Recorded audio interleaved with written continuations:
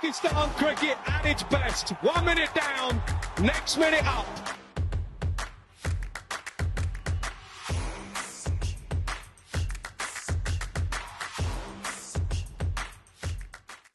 Thanks very much, everybody, for joining me once again. Sad Sadiq here for PakPassion. Delighted to be joined once again by an Australian cricketing legend. I don't think I need to go into his stats. Everybody knows he's a legend. Well, I will mention a couple of things. Part of some of the greatest Australian sides ever, 259 Test wickets, 142 ODI wickets. Very handy batter during his playing days, including scoring a double century in Test cricket, which not many cricketers can say they achieved. He's coached all over the world. You name it, he's coached there and successfully coached as well. And former Pakistan head coach. And recently I would say, he created a frenzy with the Hyderabad Kingsmen insofar as nobody expected them to do so well and they reached the final. He was the head coach, the one and only Jason Gillespie. Does he hope you're well? Thanks, Serge. Thanks for having me, mate. Is he first and foremost good to be back in Pakistan amongst friends? Yeah, look, had a great experience. Certainly happy to be home with family and friends now after the tournament. But yeah, look, it was a lot of fun and reacquainting myself with a lot of players, staff at the PCB I hadn't seen for a little while, and other coaches and the like. So it was a great experience. Really enjoyed it. My first experience at PSL, and yeah, I mean, I have to take my hat off to the PCB with all the challenges that were happening in the lead up to the PSL. What was going on in the world? There proved to be some challenges, but the tournament ran really smoothly, and they need to take a lot of credit for getting it off the ground, because there were times where I think there was a bit of uncertainty around the tournament, but we can't have been looked after better. We had great. We felt very safe, very secure, and one thing, that the cricket was absolutely fantastic. Played four, lost four, Dizzy, at the start of the tournament. You've been in some tough environments. You've been ups and downs throughout your career as a player and as a coach, of course. That must have been tough. Look, it wasn't the ideal start, Sage, but in all honesty, the environment around the team was outstanding. Marnus Labuschagne, lots been documented about his leadership throughout the tournament. Yes, it was a slow start and we got some momentum. Obviously Glenn Maxwell joining partway through the tournament gave the squad, I suppose, and the competition a real boost. But I think the key was the calmness of everyone, players, staff, coaching staff, everyone, the ownership. Everyone was just calm. We knew that it was a process we had to follow. We knew we probably weren't firing. We'd have a good 20 overs with the ball and then have a bit of a stinker with the bat, and then vice versa. We'd have a good 20 overs with the bat and then we couldn't quite put it together with the ball. So we knew if we just continued to work hard, keep strategizing about how we're going to play against each opposition, and then execute our skills. Be really clear with what we want to do and execute our skills. We knew that the results would turn around, and that's how it panned out. So I think the players need to take a lot of credit. I think the coaching staff that I was working with were outstanding. I mean, Hanif Malik, Craig White, and Grant Bradburn, they were absolutely brilliant from a skilled coaching point of view. They kept the boys really calm. They kept them clear in their plans and their strategies on how they're going to go about playing, and we just focused on that skill execution. And we had a number of conversations with players. I mean, I even had a conversation with Marnus after the first four games, about the makeup of the team, and even proposed that there could be a situation where he's not in the 11. And we discussed that, and we had a good, open, honest conversation. In the end, that obviously didn't happen. We were certainly backing him in, but when you when you're in that environment and, results aren't going your way, or, the team isn't playing, the structure of the team you think may not be quite right, all those conversations are on the table. And I think that was the environment that we had, and the respect I think that we had between the coaching staff and the players, is that we could have those open and honest conversations and just bounce around ideas, talk through. I mean, the one conversation that Marnus and I had was we were moving to Karachi. On some of the surfaces, we were going to be a little bit lower, a little bit slower. So we tweaked our strategy with our bowling attack. We tweaked our strategy with Marnus, because initially the franchise had recruited him to bat in the middle order, but myself and Marnus both felt that, particularly going to Karachi, we had a lot of, let's face it, the Kingsmen had a lot of aggressive stroke makers in the batting order, and we felt Marnus going in at the top, who can strike at a good rate in the power play, he would be almost a good foil for all our big stroke makers, the Saim Ayubs, the Naz Sadakats, the Usman Khans of this world. So we felt that was a really sound strategy to move him up to the top. He was looking forward to that challenge as well, and I was really keen to implement that and support that. So that was just one example of conversations that you have. As I mentioned, we did make the tweak. I remember speaking to Hunain Shah and at the start of the tournament, because he missed out initially on selection, and all our discussions in our strategy meetings with the coaches and the captain and the analyst was that we felt that Hunain may play a role on the lower, slower surfaces in Karachi with a lower release point, keeping the stumps in play all the time. He's got a good change of pace. He's got a good Yorker, and that strategy proved correct in the end. That he had a wonderful tournament, and then his confidence grew. So that's just a couple of examples, Saj, of just some of the planning that went into our campaign and some of the decisions that had to be made. When you have decisions like that work and players get brought into the side, conversely, you've got some hard decisions and some tough conversations with players that are maybe not going to play or are going to miss out. And that was my job, was to speak to all the players that were affected by selection. So I made a real point of, we had 21 players travelling around with us, and I made a point of, before every team was released, I would make sure I'd speak to every player individually in the whole squad, just to give them the feedback on what the team will look like, if they have any queries or questions about their selection, non-selection. And I think the lads appreciated just that gesture, to just have that time with the head coach. A lot of the time it was literally 20 seconds, just saying, unfortunately, you're not in the team this game. This is what we're thinking. If you have any questions, please come and reach out. And one thing that really stood out for me, Saj, and I was really, really impressed with our squad, was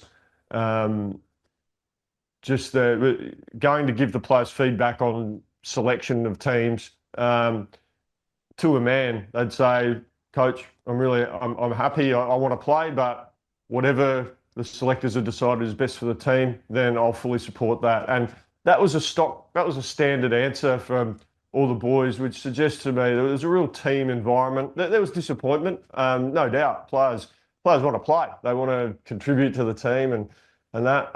But unfortunately, when you have 21 players on your list, only 11 can play.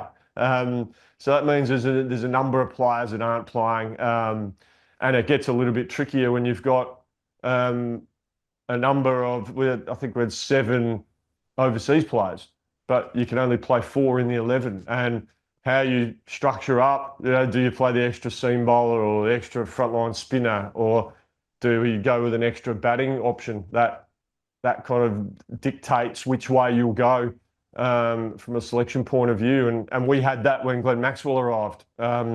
and obviously he came into the 11, which meant that one of the overseas players would have to make way. So we'd strategize what was our best plan, how we'd structure up, I suppose, and then you have to give the feedback to the players that are playing, and the feedback to the players that aren't playing, and the reasons why.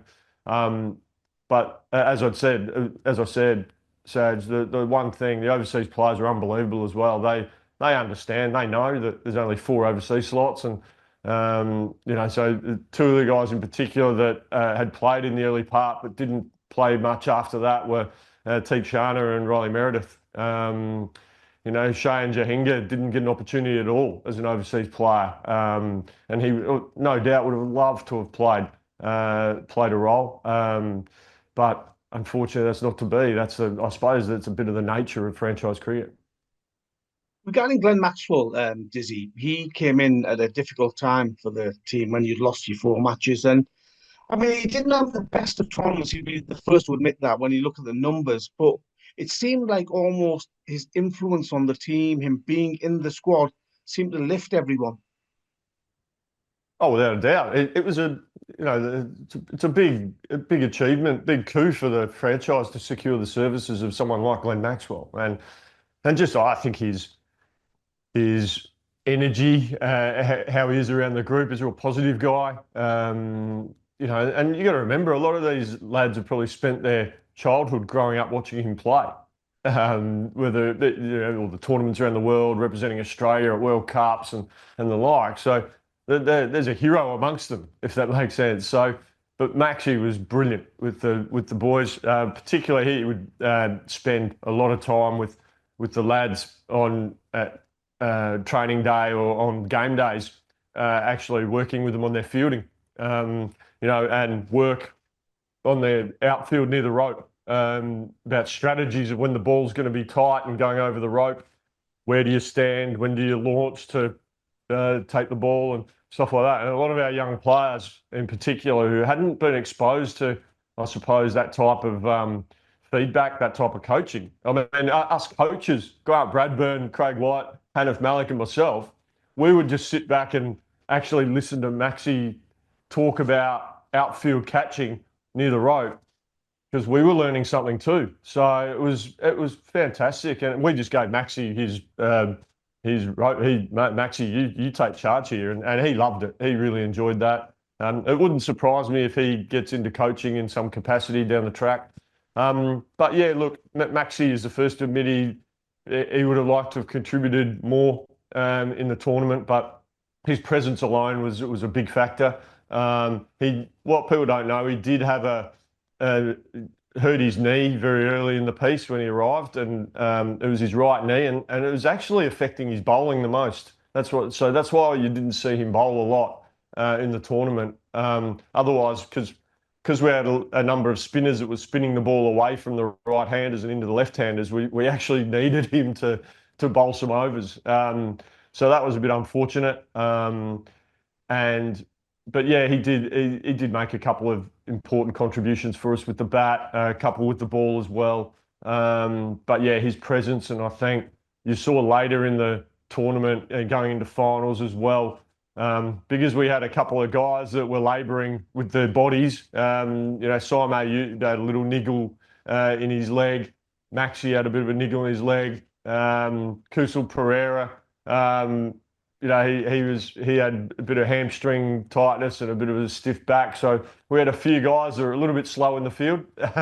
So we had to find spots for them. Akif Javid also had a split webbing in his hand. So we had to juggle our resources from a fielding point of view and get all our best fielders in the hot spots, and of which our captain, Marnus Labuschagne, was one of them. So Maxie became a really important person on the field to support Marnus with his captaincy. So if Marnus had to get to a hot spot, which was out in the outfield, Maxie would be inside the circle, being able to just communicate and help with some fielding positions. Him and Usman Khan both did that really well and supported Marnus really well. These are the things we spoke about in our strategy meetings, like who would help Marnus when he had to go to the hot spots to, for the fielding positions. So So these are all the things we talked about in our planning meetings, to hopefully make it as helpful as possible for Marnus out there when he was captain in the field. Excuse me. A few words on the three Pakistani pacers that you got. You seem to get the best out of them. There's no doubt about that. You see, Mohammad Ali, Akif Javed, and Hunain Shah, please. Yeah, and Asif Mahmood, who had limited opportunities. If you remember, he got that 4 wickets in an over, the 20th over as well. So, which was great. But I mean, these guys were keeping out Riley Meredith and Teague Shana. That's how effective they were. Two wonderful overseas players.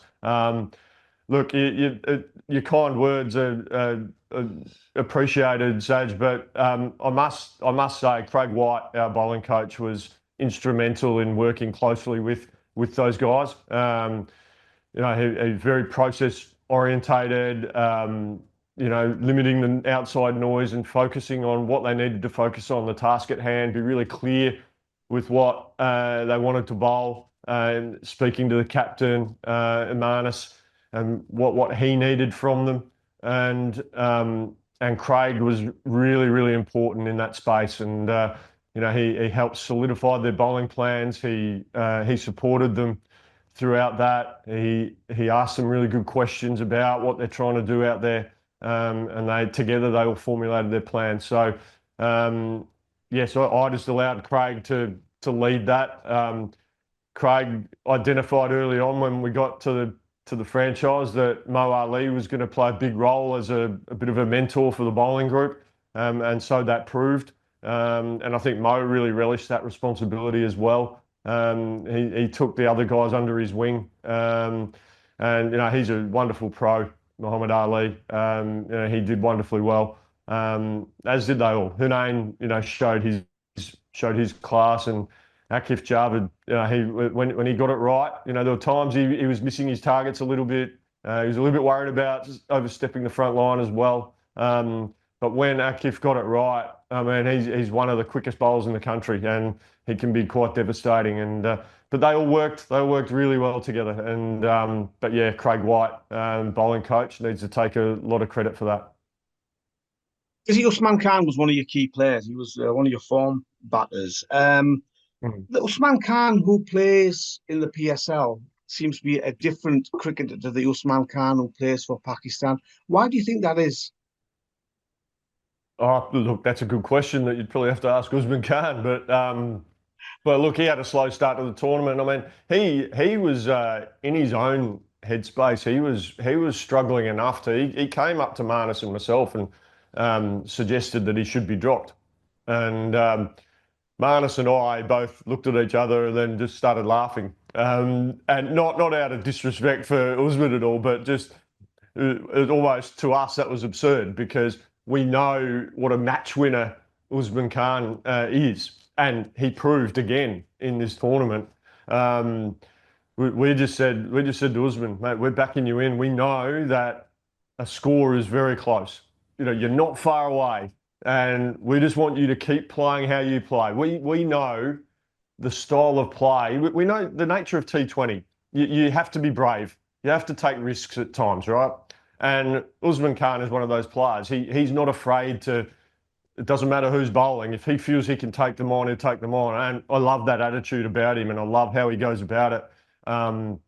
So Marnus and I, there was no way he was not playing. He was always going to play. We knew he was going to have a real impact in the tournament, and that proved. So we just, early in the tournament, we just had a number of our batters just not clicking at the same time, and that doesn't help. But once we got into the tournament and lads started to get into the tournament and start to feel more at home, then that's when the runs started to flow. And all of our batters had at least one or two important contributions throughout the tournament and contributed strongly to winning the game. And that's what good teams do. They spread the load. They don't rely on one or two players to do everything. We spread the load, and that's what I was really pleased about, is that everyone contributed. From Pereira contributed a couple of really important knocks and a couple of important partnerships. Glenn Maxwell chipped in. Usman Khan obviously did well. Maz Sadakat got us off to a couple of roaring starts. Saim Ayub, Marnus himself was great. And then we had a couple of Shahjil Khan only had 2 opportunities and played really well against Multan in a high-scoring game.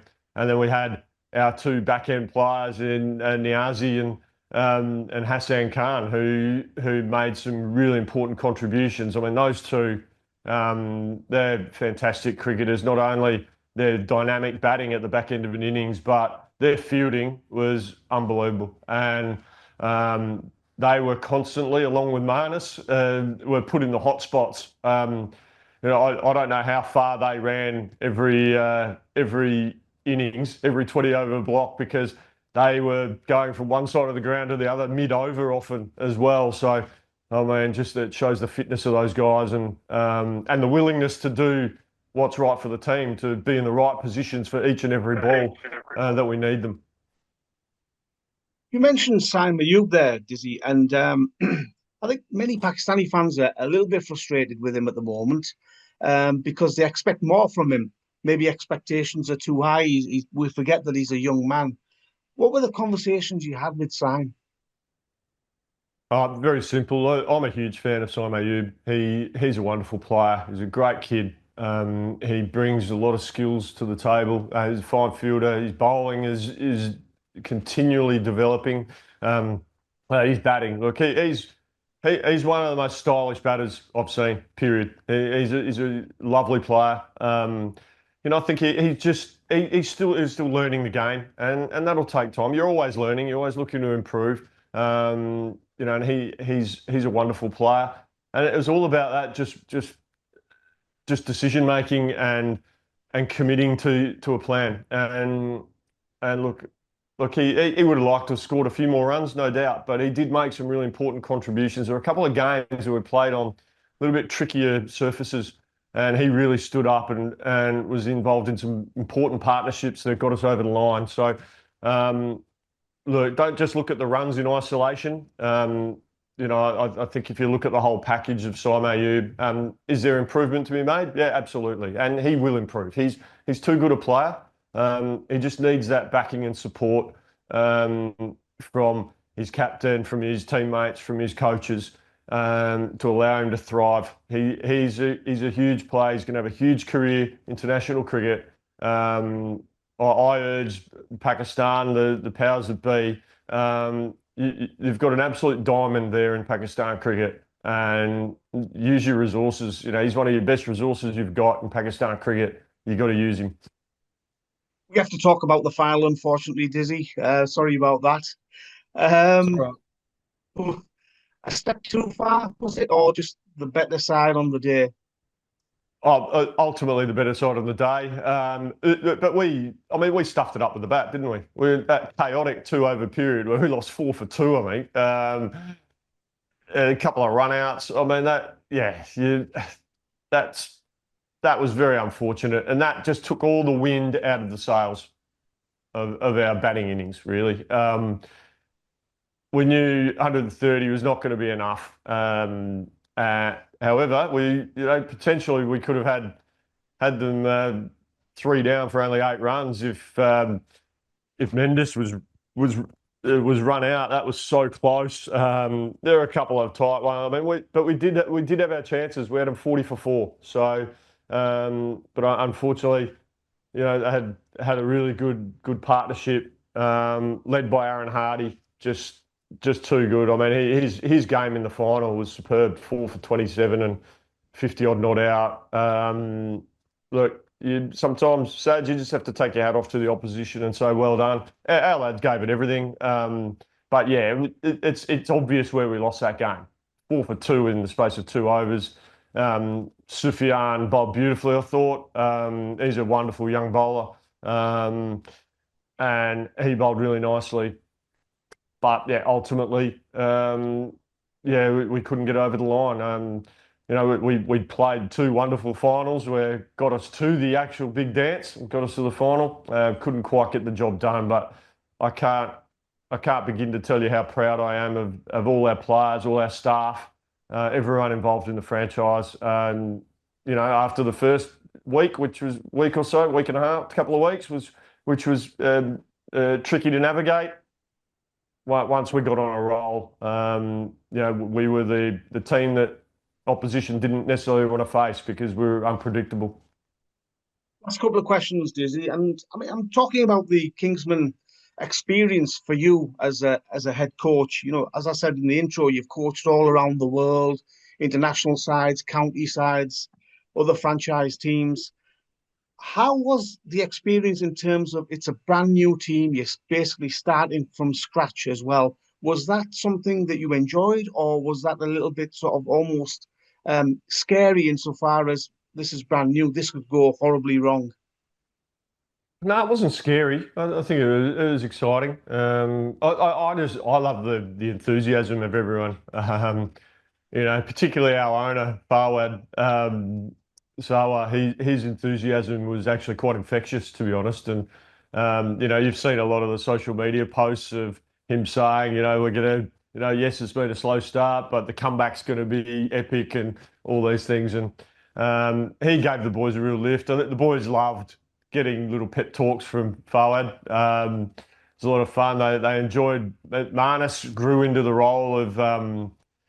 Early on, he probably didn't talk as much. It was more the coaches were leading the discussions in the post-match chats and pre-match discussions.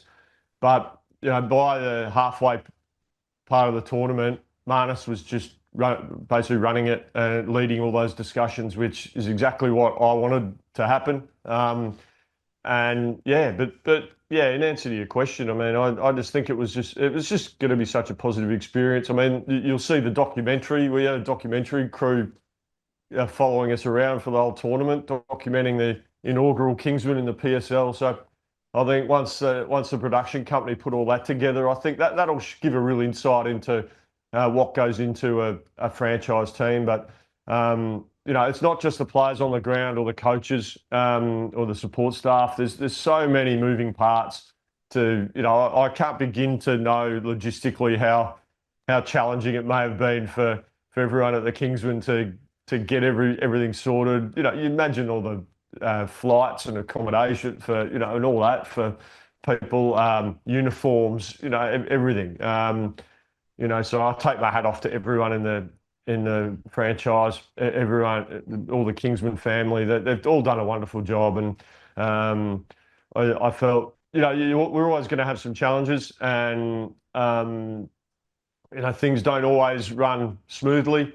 I've learnt that in my limited time in Pakistan cricket. Things don't always run smoothly, but I looked around at all the franchises and I thought we stacked up really well, and in terms of how we went about our organisation, our structures, I was really confident. I've given some feedback to the franchise about how things went and things that I thought the franchise did wonderfully well, and areas that maybe just have a look at to see if it can improve a little bit. But overall, yeah, wonderful experience. Finally, Dizzy, I think we've got a couple of minutes left of our time. What's next? You're not somebody who puts your feet up for too long. What's the next challenge? What's on the agenda? Some more work with Kingsman, maybe? Yeah, look, I haven't had any conversations about working with the Kingsmen going forward. My next role is I'm going to be assistant coach to Adam Voges in Seattle. An MLC, which will be a bit of fun. So I'm looking forward to that. So that'll be sort of mid-June to mid-July. So that'll be good fun. And then I'll be commentating the test matches, Australia v Bangladesh in August for ABC here in Australia on the radio. So they're my next challenges. And then I'm taking a tour group to South Africa for the 3 tests, South Africa versus Australia, so in October. So they're my next little challenges coming up, and then the Australian summer. So I'm looking forward to that. But the next month I'm dad at home and ferrying kids around to sport, and I'm getting ready to go to watch some basketball tonight. So I'm looking forward to that. Well, enjoy the basketball, Dizzy, and enjoy your period of rest at home before your next assignment. It's always a pleasure speaking with you, and a very enjoyable experience always speaking to you.